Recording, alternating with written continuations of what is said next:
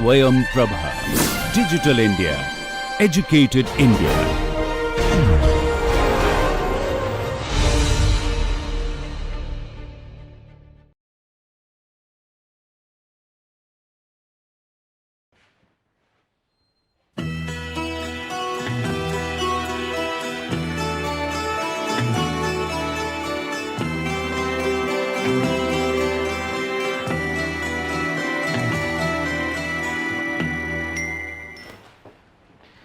In this course we have discussed so far about various aspects of microfluidics, and microfluidics is actually like an ocean.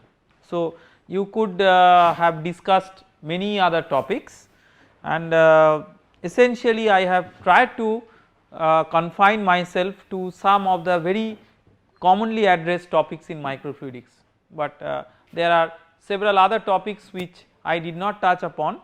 For example, acoustofluidics, several other topics of microfluidics which can be of emerging importance.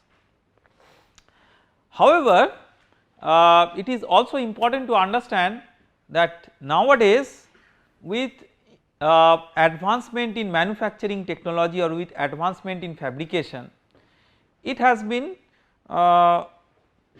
possible that one can make channels of dimensions significantly below what could be possible over the past few years. So, if you can make channels or if you can fabricate channels which are of dimensions smaller than the microfluidic domain, then at some point of time you enter into a domain which is called the nanofluidic domain. While it is important to appreciate that sometimes, I mean, issues in microfluidics and nanofluidics, it depends obviously on the length scale and the physics and the time scale and all these things under consideration, that in many cases the microfluidics aspects and corresponding nanofluidics aspects are more or less very similar, but in certain scenarios you have to take additional effects into consideration when you are thinking of nanofluidics. And I just want to give you a broad perspective that when we are thinking of flow through a microfluidic channel which is of dimension of say 10 micron or so, then the physics of that is as good as like flow through a channel which may be of the which may have hydraulic diameter of the order of say 100 nanometer. So, although we have come down from the micro to the nano domain, that does not mean that the physics suddenly gets altered. However, there is a critical length scale below which certain additional interfacial interactions tend to become important, which were not that much important over the microfluidic domain, and that is like a sort of a very critical area or a very critical domain of nanofluidics that one would be interested to consider. Keeping this in view, we will discuss some important aspects of nanofluidics. I mean, I can tell you that nanofluidics is again a huge area of importance, and nanofluidics can be studied by various techniques including experimental techniques, theoretical techniques, computational techniques like that. I will make no effort in going through a comprehensive review of understanding nanofluidics, because this particular course is primarily dedicated towards understanding microfluidics, but because there are certain areas of common interest and overlap and certain effects which we get in microchannels become even more important, like for example slip phenomena may become even more important if you come down to the nanofluidic domain. So, that means that if you have interest in the area of microfluidics, then with modern advancements in manufacturing you should attempt to probe certain interesting areas of nanofluidics which could not be experimentally probed maybe even 4-5 years back, and it is a highly emerging subject, and there are issues which we will try to appreciate, that how certain issues in microfluidics will differ from issues in nanofluidics will differ from the corresponding issues in microfluidics, and we will try to see that how we can address these issues. So, after we discuss nanofluidics, we will discuss a little bit about molecular dynamic simulations.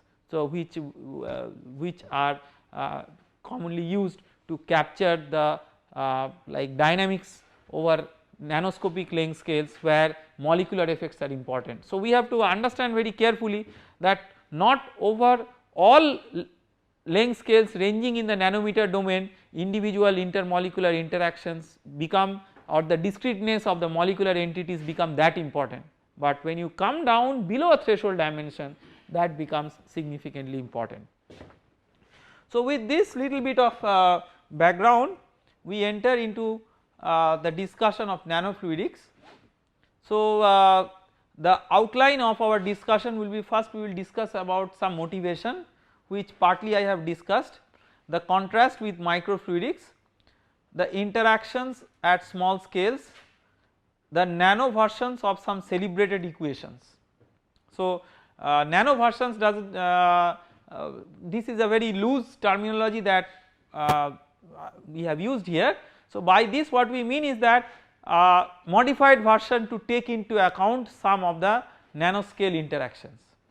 So, the Lucas-Washburn equation, if you recall that we use the Lucas-Washburn equation for capillary filling dynamics. So, the capillary filling dynamics, modification of the capillary filling dynamics equations and the modified Poisson-Boltzmann equation, and then we will discuss some applications of nanofluidics. So, nanofluidics mainly concerns the study of behavior, manipulation and control of fluids that are confined to structures having characteristic length scales ranging from 1 nanometer to 100 nanometer, but this is a sort of very loose definition. The physics entirely changes as you go from 1 nanometer to 100 nanometer. So, you cannot discuss some common physical basis by which you traverse this kind of range of length scales. Nanofluidics, of course the nano originates from the Greek word meaning dwarf, and an SI prefix for 1 billionth, that is 10 to the power minus 9, and the fluidics which originates from a combination of pneumatics, hydraulics and electronics on a foundation of fluid mechanics. So, you can see that the wide gamut of activities that can be centered around nanofluidics. Now, question is, why are we interested about nanofluidics? Is nano just a buzzword because of which we are interested to study nanofluidics? It is not exactly like that. With nano size channel we may tend to approach the molecular dimensions. The concept of continuum no longer remains defined at these scales. Standard analytical expressions at micro scale can no longer be applied for nano devices, but we have to understand that what we essentially mean is that we can still apply that for nano devices, but not for those cases where the individual discreteness of the molecular entities become important. So, then we cannot use, so that is below a threshold length scale, not necessarily 100 nanometer, but if you go down to 10 nanometer or even less, then those things become significantly important. Massive increase of surface area to volume ratio with decrease of size, this we have discussed in one of our very early lectures, and that means that surface effects can dominate to such an extent that it can open up newer arenas of transport processes. Close to the wall, every flow has a particle based nature and nanofluidics plays its role. This is a very important consideration. So, if we are interested about length scales which govern the physical behavior close to the wall, then that length scale, if that length scale is important for the physical problem under consideration, then nanofluidics is important, although the system length scale may not be nanometer. So that is also something important. So it is not necessary to go down to nano dimensions of the channel to observe some effects of nanofluidics. Nanoflows versus microflows. Although governed by a common physics, as one scales down from micro to nano, the well understood laws of continuum mechanics remain no longer valid. I mean, again I am giving you a warning that this is not a hard and fast comment that I want to make. The laws of continuum mechanics may still be valid in the nano domain, it depends on what are the length scales and what are the time scales etc. that you are addressing. So for example, for pressure driven flow through a 100 nanometer channel, I mean you can safely, pressure driven flow of water through a 100 nanometer channel, you can safely use some of the well known equations governed by continuum mechanics with certain modifications, but those modifications will tend to be need to be more drastic as you come down to maybe 10 nanometer, 1 nanometer like that, because then actually in a true sense if you come down to 1 nanometer, the continuum hypothesis does not work anymore. With the interfacial and the bulk scale having the same order of magnitude, laws of differential calculus may be unable to capture the gradients in properties, and at these scales one requires a particle based investigation technique like the direct simulation Monte Carlo or molecular dynamics simulations.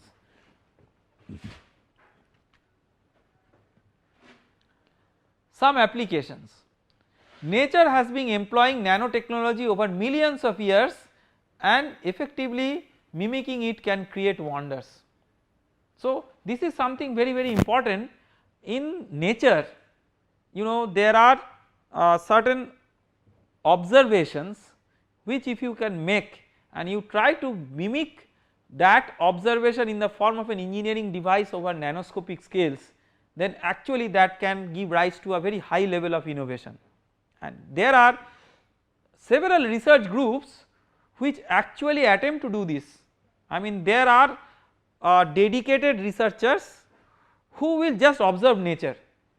By observing nature they will try to identify some mechanism and then engineers will take that up and try to make devices which mimic that mechanism to the extent possible, and this kind of mimicking nature is also known as biomimetics.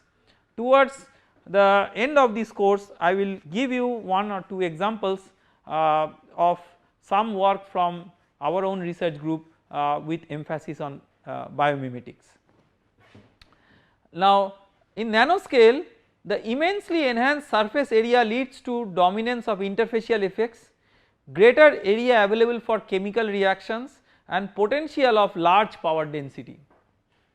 And I mean in one of my lectures towards the end of this course I will show you that how you can use nanofluidics for making a very high power density energy conversion device. So that is basically using the concept of streaming potential, which we have already discussed in the context of microfluidics. So in nanoscale you can do more efficient mixing and separation with applications in desalination, DNA hybridization and so many other areas.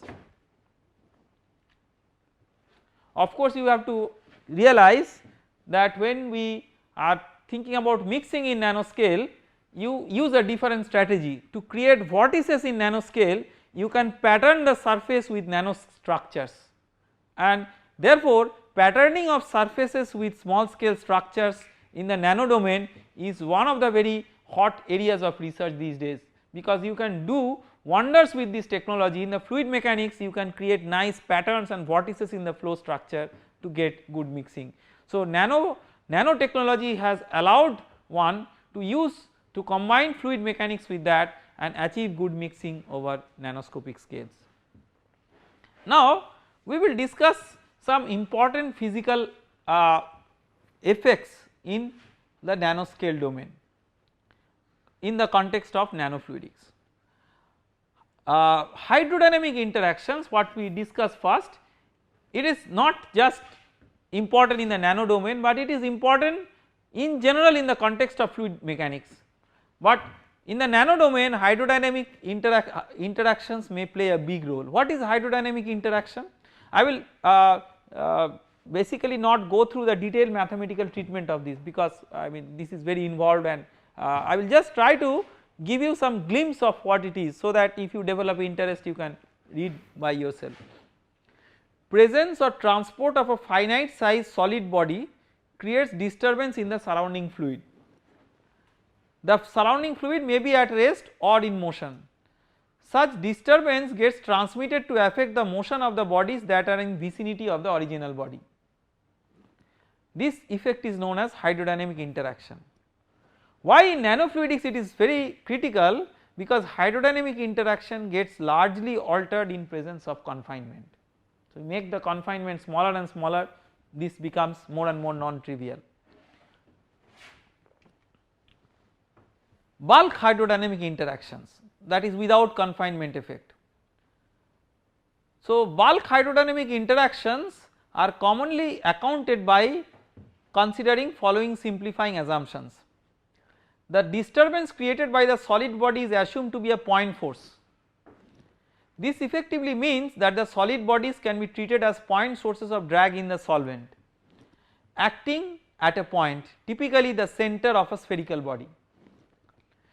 This disturbance, or effectively the point drag force, is assumed to be weak enough so that the disturbance created by this force Fj drag at Rj, where Rj is a position vector, to the velocity field at position Ri of another object I.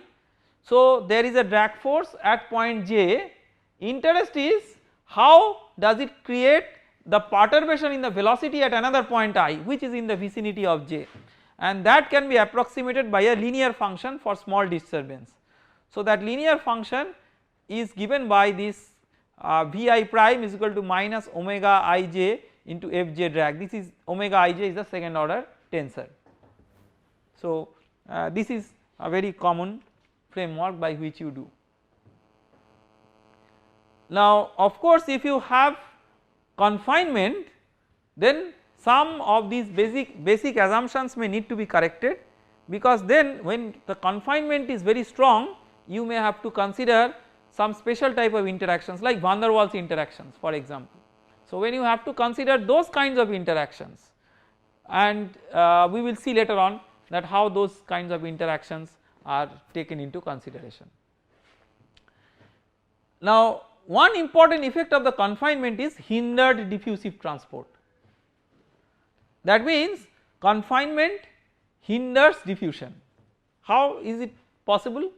Presence of the channel wall restricts the movement of large particles, thereby affecting their spatial distributions within the channel. Viscous interaction between the particle and the wall intensifies for narrower confinements.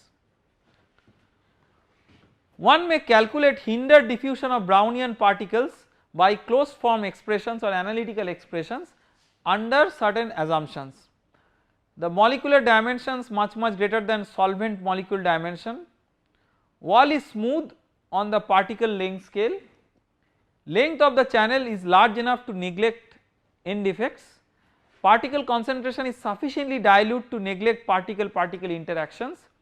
A well defined potential field between a single particle at R inside the channel and the wall exists. But you can see some of these assumptions are violated in many practical scenarios, like for example particle concentration in many times is highly concentrated, it is not dilute.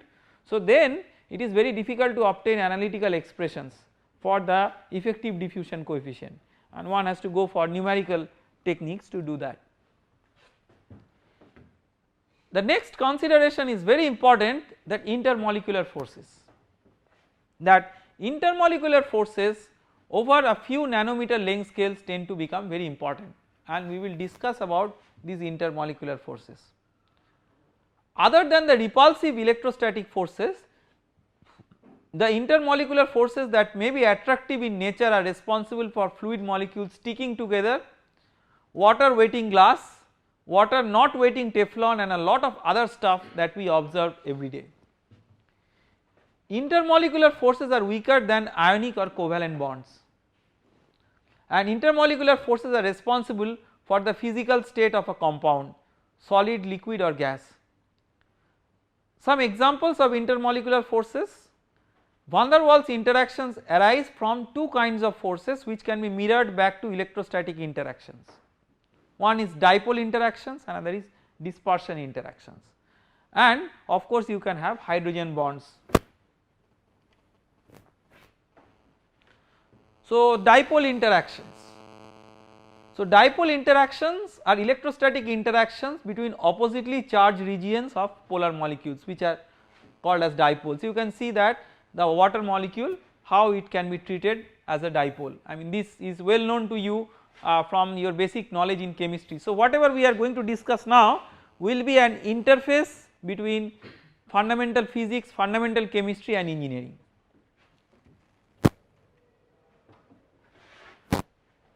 Dispersion interactions. Dispersion forces are caused by the motion of electrons and increase as the number of electrons increases, and dispersion forces are the weakest of all intermolecular forces. I mean, these may be weak, but over certain scales that you are considering, these may play their roles. Van der Waals interactions exist between any two bodies irrespective of their size or polarity. This is very important. They are long range interactions where the interaction energy varies as 1 by r to the power 6 with separation distance of r between the interacting bodies. Three types of van der Waals forces occur, namely orientation force, which is also called as Keesom interaction, induction force, which is called as Debye interaction, dispersion force, which is called as London interaction. Now I will go through this in a summarized manner. If you are interested to learn more in great details about all these interactions, I can refer to a very good book which is Intermolecular and Surface Forces by Israel Ichiveli. So if you read that book, you will be able to get a whole lot of details which I will summarize here.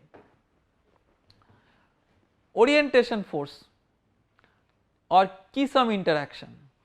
This force results from the electrostatic interaction between two polar molecules. Example, water molecules both having freely rotating permanent dipole moments. So the orientation force or Keesom interaction concerns electrostatic interaction between two molecules both of which are polar. This is the key word, both are polar.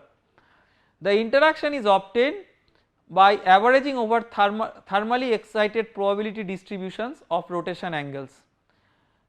An attractive force is generated when the dipoles adopt anti-parallel arrangement, since this is energetically more favorable, and repulsive force when they adopt parallel orientation. And the formula for the van der Waals orientation force is given by this. So I will not get into the much details of the formula because we are not going to derive this, and just in case you require to use such a formula, the most important key aspect to keep in mind is that it scales with 1 by r to the power 6. Induction force or Debye interaction. How is it different from the previous one? This force results from the electrostatic interaction between a polar molecule with a freely rotating permanent dipole moment and a non-polar molecule.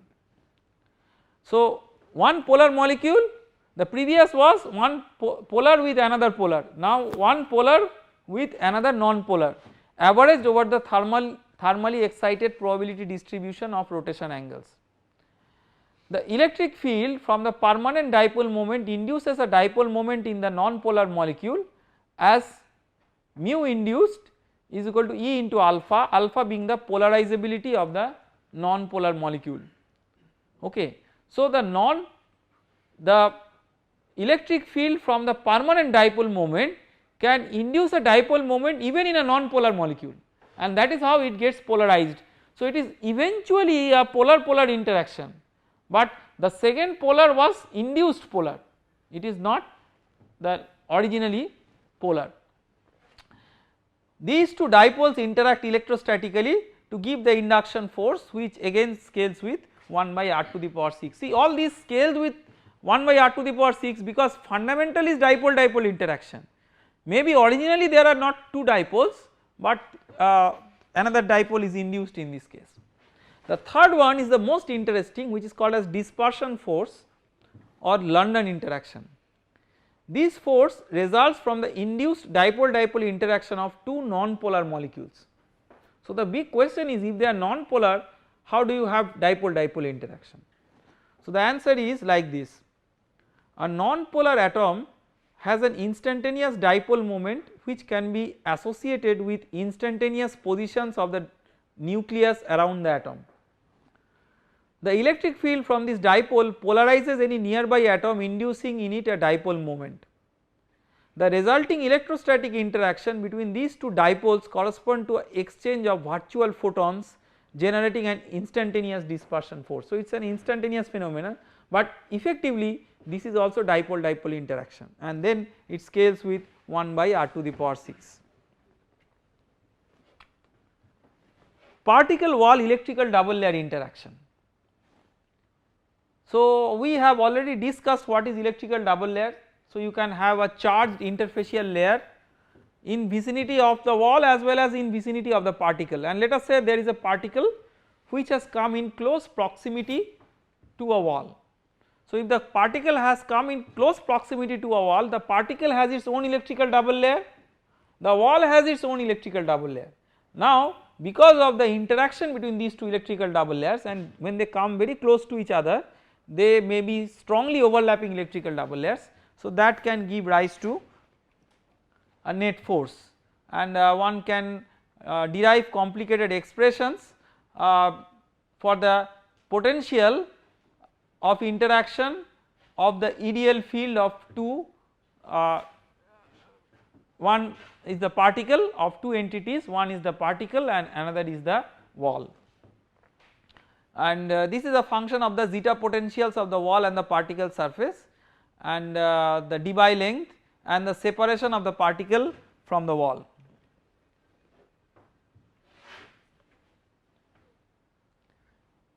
Solvation interactions. When a flat surface is introduced into a liquid, these are all very intermolecular interactions. So, very interesting to study these. When a flat surface is introduced in a liquid, which is very common, like if you have a say a solid boundary, and if you are putting the solid boundary in contact with a fluid, the liquid molecules adjacent to the surface rearrange to pack well against it, as this helps to lower the overall free energy. This ordering of liquid molecules does not require any liquid-liquid or liquid wall interactions. It is solely determined by the geometry of the molecules and how they pack around the constraining boundaries.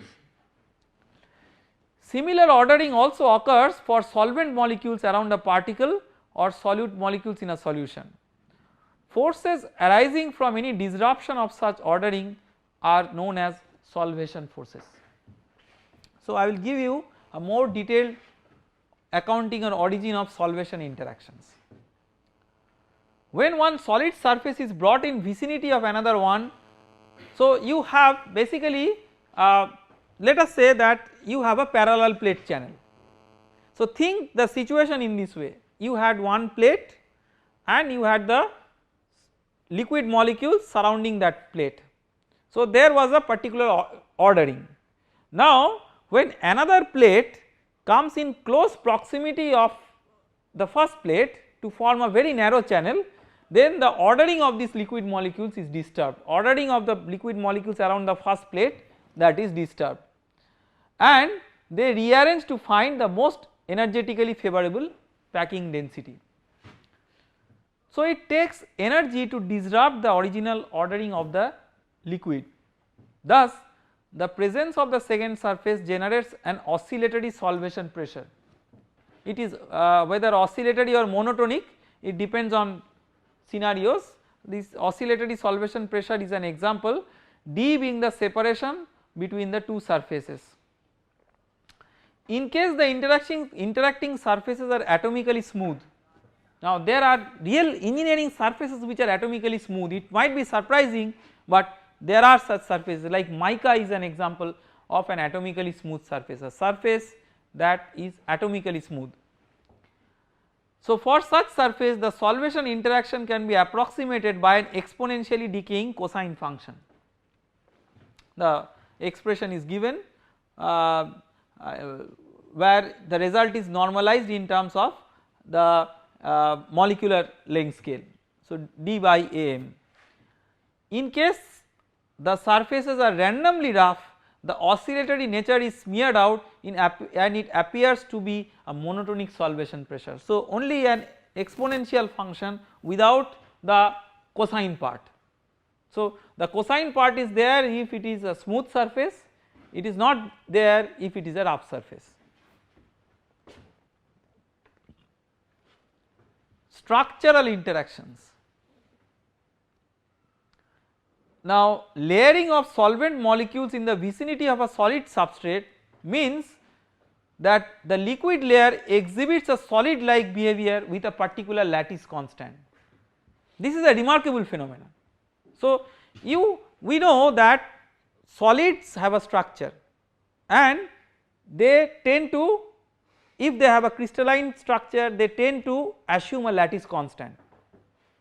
On the other hand, liquids do not have such a structure, but close to a solid the liquids tend to assume a structure which is influenced by the structure of the solid. So if the lattice constant of the liquid which is layering on the solid is not equal to that of the solid, then the bonds between the solvent molecules in the solvation induced layered structure will be strained. This is because of the mismatch of the lattice constant, and the interaction energy resulting from some such straining is known as structural interactions. Origin of the layered structure is caused by the exponentially decaying solvation effects. It is inferred that the structural interaction energy density is expressed in this particular form, which is based on the form due to solvation interactions. You see this e to the power minus d by am, but it depends on the elastic modulus of the solid form of the solvent. For example, when the solvent is water, the elastic modulus E is that of ice and the value is like 17 giganewton per meter square. So like these are very non-intuitive physical understanding, at least to people like us who have our domain in the engineering scenario. This is something which is not very intuitive to deal with, but if you are dealing with nanotechnology, these are certain aspects that you should keep in mind. Now so with on the basis of several physical issues, I mean I have discussed about one or two physical issues, but there could be several more. On the basis of these physical issues or not necessarily on the basis of these physical issues, but on the basis of the general scenario in the nanofluidic domain, we will try to revisit first the Lucas-Washburn equation. Okay. So if you recall that for capillary filling dynamics we attempted to give an accounting of the forces acting on the system by using a lumped mass approach. So if you look into this equation, you have the inertia, that is the mass into acceleration, right hand side the resultant force, surface tension, viscous and gravity. Now if you neglect the gravity and inertia, and then if you also neglect the variation in the contact angle, if you consider uniform viscosity, neither slip nor stick at the interface, then you can arrive at this very simple expression that relates, that basically equates the viscous force in a fully developed flow. So, we assume also fully developed flow in a capillary, the fully developed flow with the surface tension force. So, a little bit of different notation that we have used here. We have used gamma for surface tension coefficient and eta for viscosity. Now, the first effect that we may consider in the nano domain is slip, and how does this equation get affected in presence of slip. So, let us go to the board and try to see.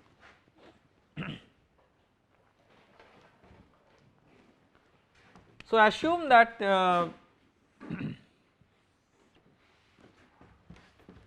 there is a channel, a circular channel of radius r,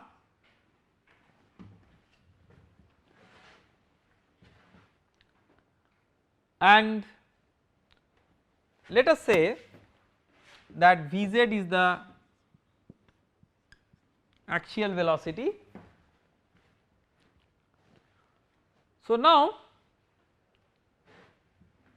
we are interested to find out the viscous drag force when there is a slip at the wall, assuming fully developed flow. So, if it is a Newtonian fluid, 1 by r d dr r dvz dr is equal to 1 by mu dp dz. If it is a Newtonian fluid and fully developed flow, other terms are not there, you have the pressure gradient term and the viscous term.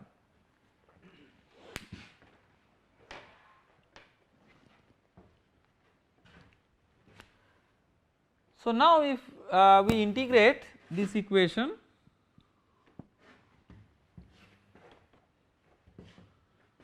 so r dvz dr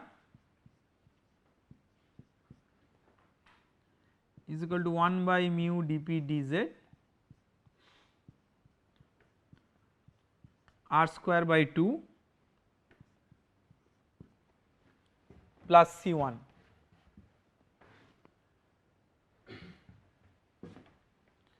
Now, we can apply the boundary condition that at r equal to 0 dvz dr equal to 0, that will give you C1 equal to 0.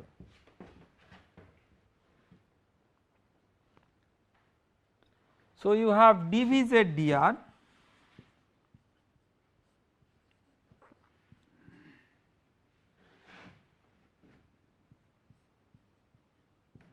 is equal to 1 by 2 mu dp dz into r.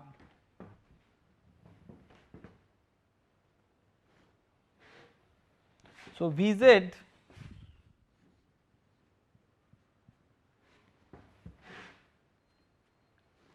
is equal to 1 by 4 mu dp dz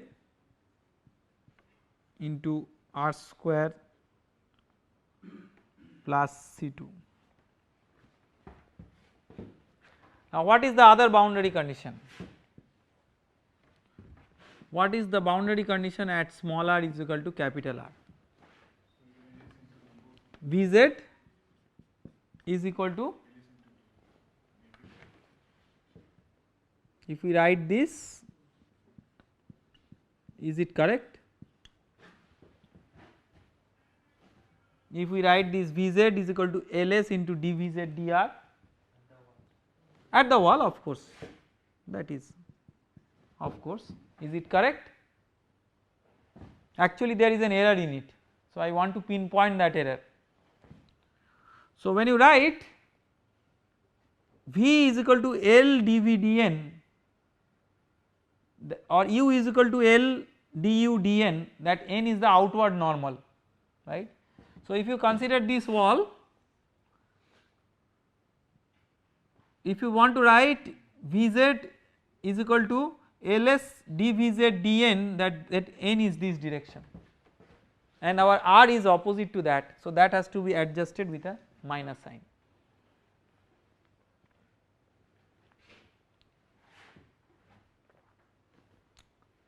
So, you can write 1 by 4 mu dp dz r square plus C2 is equal to minus Ls by 2 mu dp dz into R. So, what is C2?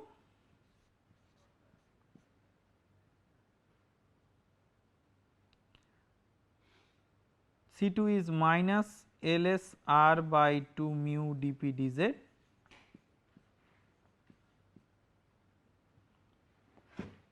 minus 1 by 4 mu R square dp dz.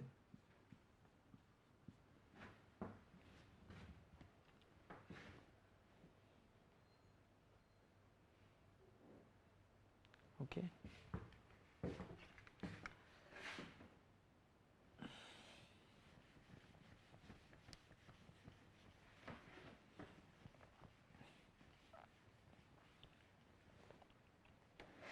Now, we are interested to calculate the wall shear stress. So, what is tau wall?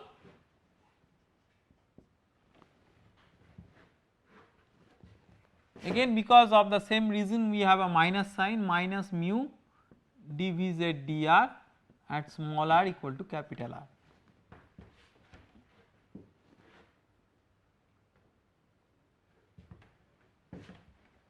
So, that is equal to minus half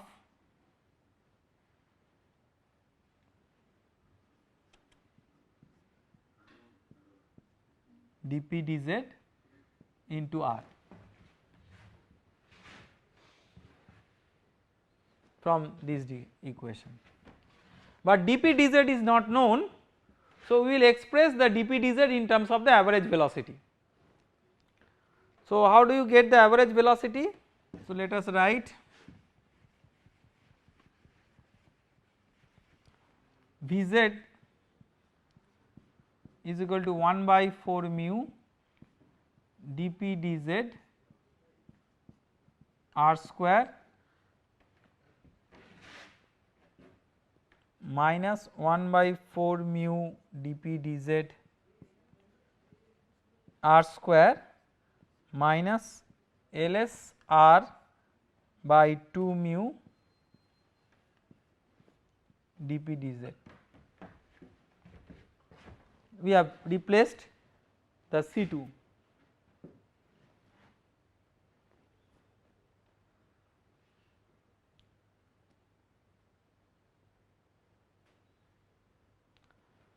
So, what is V average? Integral Vz into 2 pi r dr from r is equal to 0 to capital R by pi r square. So, 2 by r square integral of 1 by 4 mu dp dz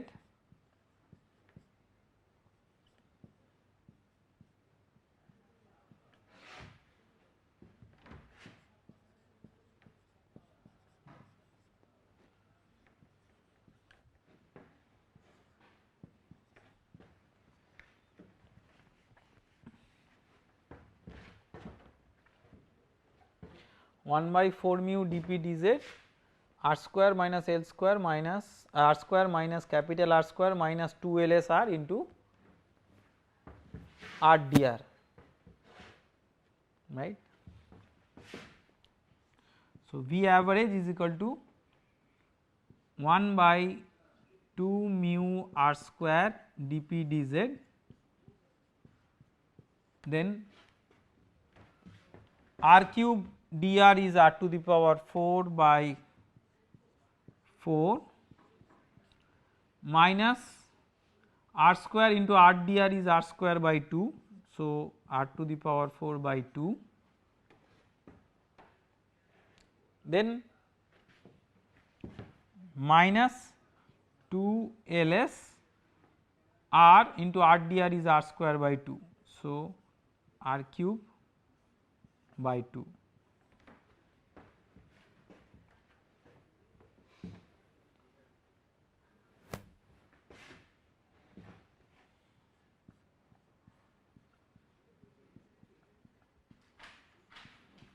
So, this becomes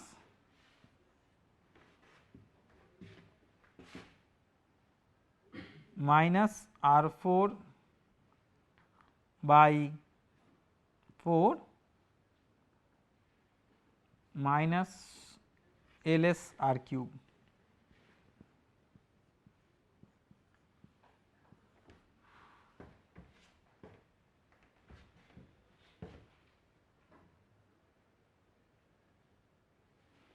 So, you can cancel this R square. So, this becomes R square, this becomes R. So, minus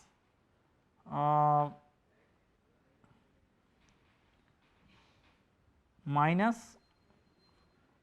1 by 8 mu dp dz,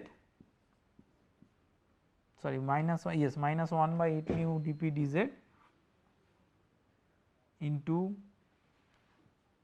R square plus 4 LS R.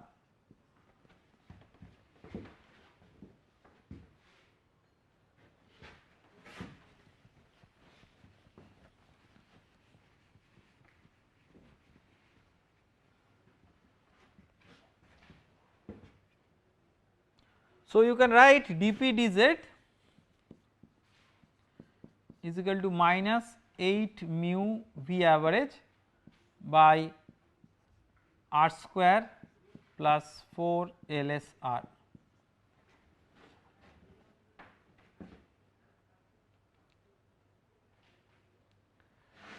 So, tau wall is equal to minus half dp dz into R, which is this equation.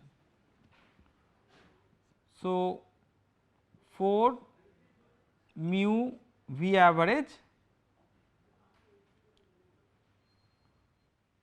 by R plus 4 LS,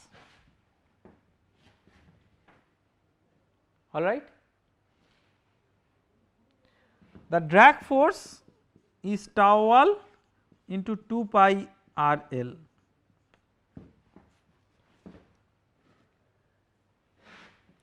So, 8 pi mu V average L by 1 plus 4 LS by R, all right. Typically, for practical considerations, LS is significantly less than R. So, this is like 1 plus x to the power minus 1. So, this can be approximated as 1 minus x by binomial expansion if this x is small. So, this is as good as approximately 8 pi mu V average L into 1 minus 4 LS by R, and this V average is nothing but dl dt if L is the instantaneous location of the meniscus. So, let us get back to the slide to get that picture. So, you can see, so whatever we have considered as mu as viscosity in the board, the same is there as eta in the slide. So, 8 pi eta L dl dt into this correction factor 1 minus 4 LS by R is equal to 2 pi gamma R cos theta, okay. So, this is the first modification. You can say that this is a very obvious modification. So, what is so special about this modification? A very subtle thing is that we do not know what is LS. See, it is not a mathematical exercise that you simply assume some value of LS. Typical slip lengths are that may be few nanometers. So, you take some 5 nanometer, 10 nanometer, whatever, and then do this exercise. So, this particular formula is of course for small LS by R but even if Ls is large, you can keep that in the denominator by keeping, instead of 1 minus 4 Ls by R in the numerator, you have 1 plus 4 Ls by R in the denominator, that much you can do, but the question is how will you get Ls. So to get Ls, one has to effectively do molecular dynamics simulations. I will not get into the molecular dynamics simulations today, but I will show you some results from that which can be used to calculate the slip length. But before doing that, we will consider some other approaches, that is, instead of bringing it through the slip length obtained from molecular dynamics simulations, people have tried several other means to adjust for the observed phenomenon in the molecular domain or in the nanoscale domain. So in the nanoscale domain, the Lucas-Washburn equation without slip many times fails to capture the essential physics. So instead of taking slip as a alternative measure, because slip length is not known, people have taken other ways of modifying the Lucas-Washburn equation to capture the trends which match with the reality. So one is the inertial, so one includes the fluid mass to enter the capillary at t equal to 0 in the LHS. This is the added mass or the virtual mass that we had discussed earlier, and the inertial terms may be included often as an adjustable parameter to explain the dynamics. See, in the Lucas-Washburn equation or the Lucas-Washburn model, typically we do not have the inertial effects because it is viscous versus surface tension. So inertial term may be used as an adjusting or fitting parameter to match the observed phenomena with the behavior from the equation. So that is one group of researchers has done this. Then dynamic contact angle. So we have already discussed that dynamic contact angle may be important. Question is how important is it in the nanoscale? So typically people have tried to fit the dynamic contact angle as a function of the static contact angle, the surface tension coefficient, the viscosity, the slip length and the instantaneous velocity,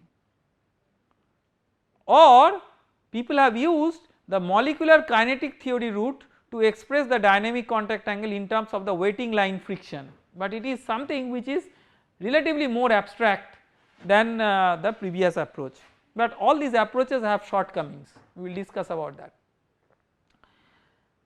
Then viscous resistance. Fully developed Poiseuille flow is assumed to obtain the viscous term and modifications are incorporated to include the effect of entrance and the meniscus. The stick or slip associated with the flow also affects the viscous term. So many times this effect has been taken into account by using a modified viscosity. So instead of using the original bulk viscosity, the modified viscosity is used as a function of the original viscosity, the instantaneous displacement of the meniscus L and L dot. So this has been done in one of the papers, and slip length has been used as an adjustable parameter to feed the data, but not from fundamental calculations. So this has been reported in one of the earlier papers.